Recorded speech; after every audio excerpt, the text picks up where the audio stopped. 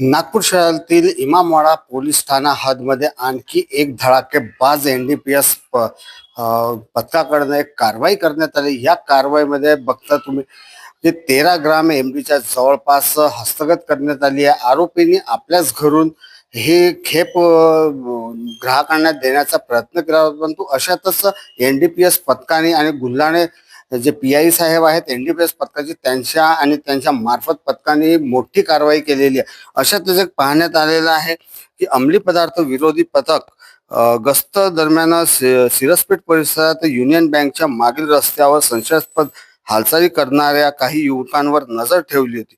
पोलिसांनी 2 पंक्तीच्या समक्ष झडती घेतली असता आरोपीकडून 13 ग्राम एमडी मेफोडन पावडर आढळून आला। या कारवाईत आरिफ खान बाबू पठाण वय 30 वर्ष, प्रांजल नरेंद्र गजबी 21 वर्ष आणि कुणाल दीपकराव जीपकाटे 28 वर्ष यांना अटक करण्यात आली। आरोपीकडून एमडी पावडर, 3 मोबाईल फोन आणि एक पल्सर मोटरसायकल असा एकूण 2,50,000चा मुद्देमाल हा जप्त करण्यात आलेला आहे। तपासादरम्यान अटक आरोपी आरिफ पठाण याचे फरार आरोपी शहबाज पठाण उर्फ अम्मू याच्याकडून एमडीची विक्री घेतल्याची माहिती समोर आली आहे।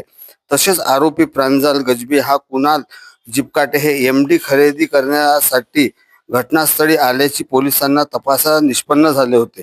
या प्रकरणी इमामवाडा पोलीस ठाण्याचा एमडी कायदा कलम 8(क)22(ब) आणि 29 अन्वये गुन्हा दाखल करण्यात आला असून फरार आरोपीचा शोध सुरू आहे।